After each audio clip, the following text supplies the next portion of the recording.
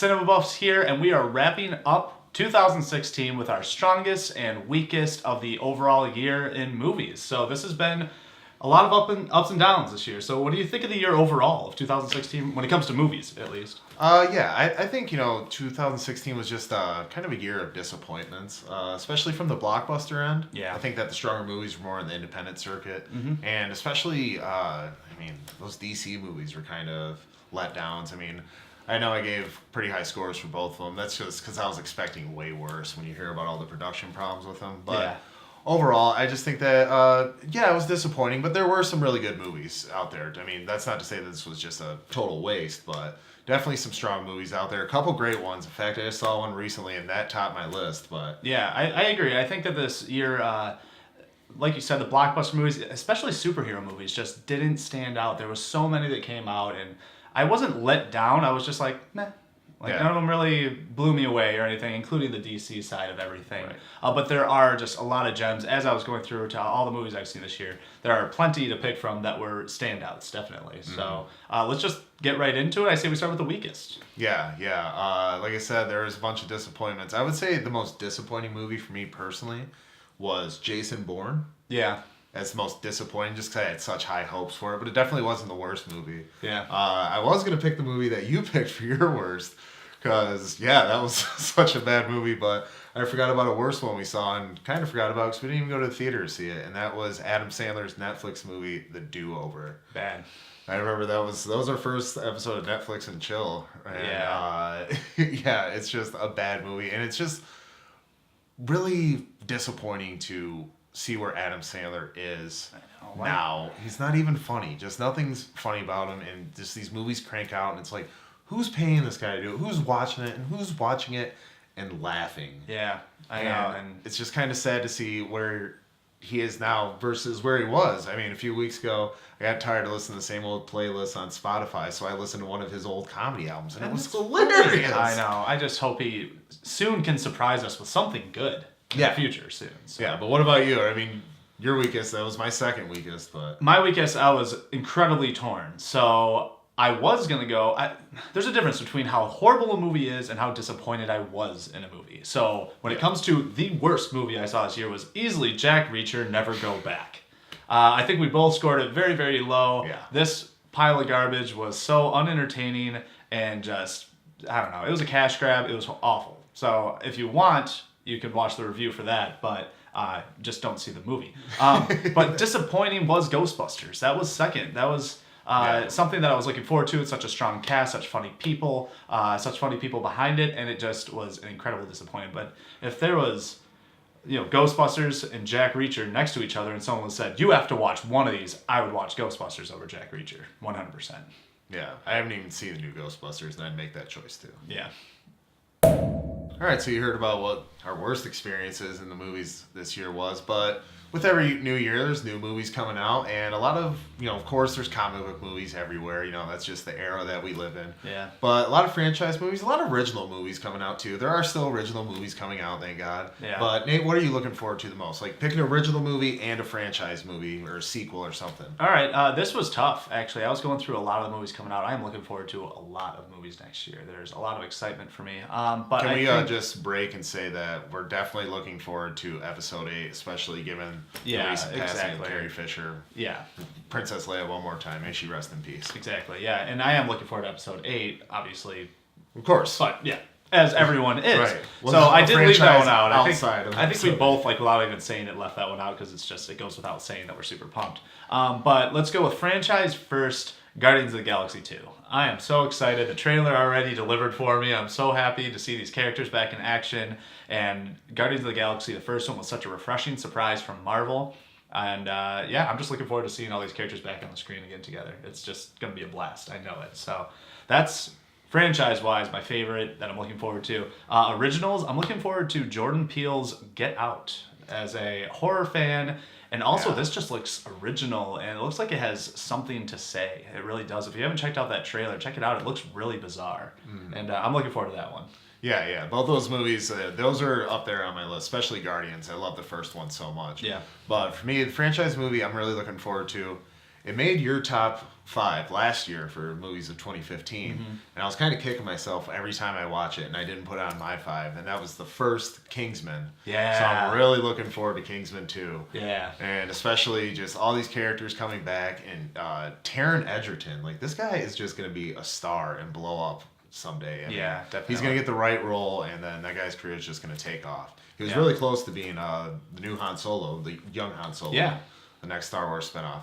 And original, Christopher Nolan is one of my favorite directors, and I am really looking forward to Dunkirk. But I'm more looking forward to Baby Driver, the new movie from Edgar Wright. This guy is the guy behind Hot Fuzz, Shaun of the Dead, The World's End. Yeah. And he was going to direct Ant-Man, and that's kind of, I think that's why I kind of give that movie a bum rap.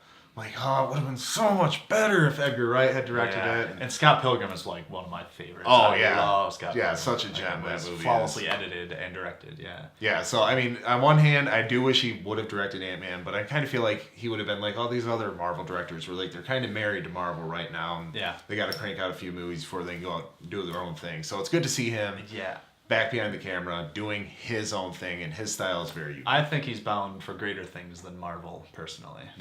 Yeah, and I hope it starts with this movie. Yeah. All right, so we talked about our worst of 2016. We talked about what we're not looking forward to, what we are looking forward to. But let's get into what we really, truly enjoyed about movies in 2016. So let's do from 5 to 1, but save your best for last. We'll do our best at the same time. So give us 5 through 2 right now. There were great movies this year. One that was kind of flew under the radar and kind of got mixed, kind of got lost in the wave of Suicide Squad, came out in August, was Hell or High Water. This is an action thriller about, bank heist, starring Chris Pine, Ben Foster, and of course Jeff Bridges as like an old grizzled sheriff, playing an old grizzled sheriff like Jeff Bridges. I thought it was a really taut thriller and just had good action sequences and great acting. And for my number 4, it was a movie that, when I look back in our review, I kind of gave it a raw deal. I didn't give it a score that was really high enough for it, and that was The Nice Guys. Oh, yeah. Yeah, I really enjoyed this movie. I thought that Ryan Gosling and Russell Crowe were both really funny in it. And also something we totally glanced over in that review was Angerie, I think her name is, Rice, who played Ryan Gosling's daughter. The daughter, yeah. She was incredible in that movie. Breakout role, yeah. Yeah, just rewatching it again, it was even funnier and just way better than I remembered seeing it in the theater. Yeah. But for number 3, probably my best experience in the theater this year was Deadpool.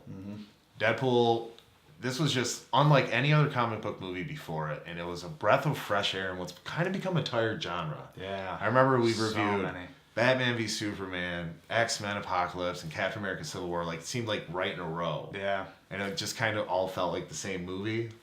Deadpool, completely different, original, just a unique take, and just such an accurate portrait of the character too. Just like definitely, just really stuck to the source material, and it makes me want smaller comic book movies too. Yeah, just more central focused comic book movies. Yep. And my runner-up for best, my number 2 was Everybody Wants Some. This comedy, written and directed by Richard Linklater. He wrote and directed Dazed and Confused, and this movie is in like that same vein. Whereas Dazed and Confused takes place on the last day of high school. This movie, Everybody Wants Some, takes place the first weekend before college starts. In the 80s this time. Yeah. So it's definitely like they called it a spiritual sequel, and it totally feels like that, kind of like a maturing of that movie. Yeah. And I just had so much fun watching it, and that's my 5 through 2. But yeah, why don't you go all the way up to your number 1? All right. Yeah. And by the way, yes, Everybody Wants Some. Go see that movie. That's another one that flew under the radar a little bit. It came out in February, and it just sort of got washed away, but it's worth it. It's a good movie.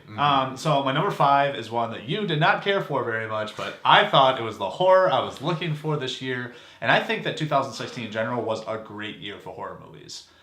It's sort of going back to the roots, and I think that just Don't Breathe and just a lot of Lights Out was really good, but I think The Conjuring 2 takes the cake. That's my number 5. It scared me. I got scared. Really enjoyed my time. So that's my number 5. Number 4, we didn't review on the show, but this was probably my most fun I had in the theater this year, and that was Star Trek Beyond. I did not see this coming. I was just like, wow, this movie is really fun and fast-paced and funny, and I don't know. I just really enjoyed Star Trek. So I'd say that was the best of the summer. Yeah, the best of the summer. Yeah, Definitely. absolutely it was. And I like that I was surprised by it. I went in there with low expectations, and I came out pretty happy with everything. Number 3, same as you, man, Deadpool. What a good movie. The best comic book movie of this year, which is so funny because there was so much anticipation for Batman vs. Superman, Suicide Squad, but nope, Deadpool just, as his personality does, swoops in and steals the show completely. So nothing more needs to be said about Deadpool. It's amazing. And number 2 was Arrival. I actually didn't give this the highest score. The problem with Arrival is I don't think I got to let it stew a little bit. We reviewed it right after we saw it, but this is a movie that stuck with me and stuck in my head for a few days after I saw it. And after I thought about more, what a great movie. And I think that director is one of the best working today. It's just such a well-executed movie. So if you haven't seen Arrival, it's still in theaters. Totally worth a watch, so go check that one out. So, all right, we're on to our number 1s. Dennis, reveal it. What is your favorite movie of 2016? Well, we talked at the beginning of the show about how 2016 was like a year filled with good movies, but not like any like really great movies. And now mind you, we didn't get to see every movie that came out this year, so it is our top 5 of what we saw. Yep. And I constructed my list when I snuck in a movie on Christmas Day, like I've done the last couple of years, and I got wowed by La La Land. This movie just blew me away. I don't want to get too much into it because Nate's actually going to go see it tonight. I'm going to see it after we shoot this. So I don't want to give away too much. But me personally, I am a big fan of musicals. I just love the pageantry, the spectacle, and especially for a film production to take on these things, just what goes into it, just all the work. And it's really an achievement in filmmaking, this movie. It's a good throwback to old 50s musicals. And like I said, I don't want to spoil too much, but the ending is just so satisfying. I don't want to say anything because he's going to go see it. He's going to review it, though. He'll put out a review. I'll definitely review this. You can tell you want to talk about this movie. I do want to talk about it. But it's one of those movies, like, if you asked me about Ryan Gosling and Emma Stone before I went to this movie, I'm like, oh, they're great. I think they're incredibly talented, and I think they're good on screen together. I had no idea how talented these people are. They do their own singing. They do their own dancing. Ryan Gosling actually does all the crazy piano playing without a hand double. In fact, John Legend is in this movie, and he said he was jealous of how easily Ryan Gosling picked up piano. Talented people. Yeah, so that's my number 1. I'll give you guys a review in a couple weeks here, but I don't want to say too much because Nate's going. Yeah. But go ahead. How about your number 1? What's your top pick this year? Actually, it's on your list, but for me, it was the number 1, and that is The Nice Guys. I had the most fun at this movie. It's action-packed. It's funny. Going back to Ryan Gosling and Russell Crowe's chemistry, they are just so good. I hope I can see more of these two together. We already talked about it enough. You can check out the review, but The Nice Guys was just this little hidden gem, and I think that not everyone agrees with me. I have actually had a couple people come to me like, really, Nate, you liked it that much? But I did. I thought The Nice Guys was my favorite movie of the year. And it's so funny because my most anticipated of 2016, we did this before, like none of them lived up to what I wanted them to be. The Nice Guys is the only one for my most anticipated. You were anticipating. And it was my 5. Yeah. So it was my 4 of my best, so it was... It delivered. You delivered. I didn't really get that. Finding Dory is very much like... either way, let's do an honorable mention real quick of what almost made the list for you. Yeah, you mentioned earlier that 2016 was a good year for horror, and I think this was a good year for comedy too. I mean, I had 2 on my list with The Nice Guys and Everybody Wants Some. Mm-hmm. Nice Guys was your top. Yeah. And I think that Sausage Party was also just a really hilarious time at the theater. And once again, just doing something, unique. Taking the Seth Rogen comedy and adapting it to animation. I thought it was pretty cool, and it's definitely a movie you should check out. Arrival, also one that almost made my list too, but Nate talked about enough how great that movie is. Yeah. For an honorable mention, I'm gonna go with The Fundamentals of Caring, which is a Netflix and chill review we did. Another comedy. Another comedy this year. And it was it's good. It pulls at the heartstrings just enough. Paul Rudd, he's always entertaining, and it's good chemistry between those two characters as well. It's funny that Seth Rogen, I saw Neighbors 2 recently as well, and that snuck in as one of my favorite comedies I saw this year too. So Seth Rogen's kind of killing it right now. He's doing a pretty good job with what he does. So that's release the masterpiece finally, please. That's another thing about my top 5 anticipated this year. I had the masterpiece on there. It didn't even come out. It hasn't come out yet. Yeah, there was some on Ghostbusters was on there. Ghostbusters was your number 1, wasn't it? I don't know. No. Civil War. Okay, that's right. No. That was good. I would feel very shameful if Ghostbusters was my number one anticipated. All right, so that's it for our big 2016 wrap-up special. What'd you guys think? What was your favorite movie this year? What was your least favorite? What are you looking forward to in 2017? Why don't you go ahead and leave all your comments down below.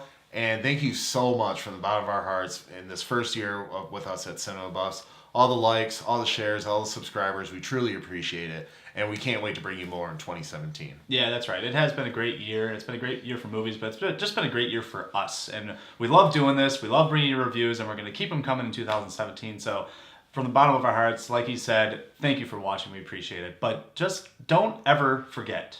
There's no place like the theater.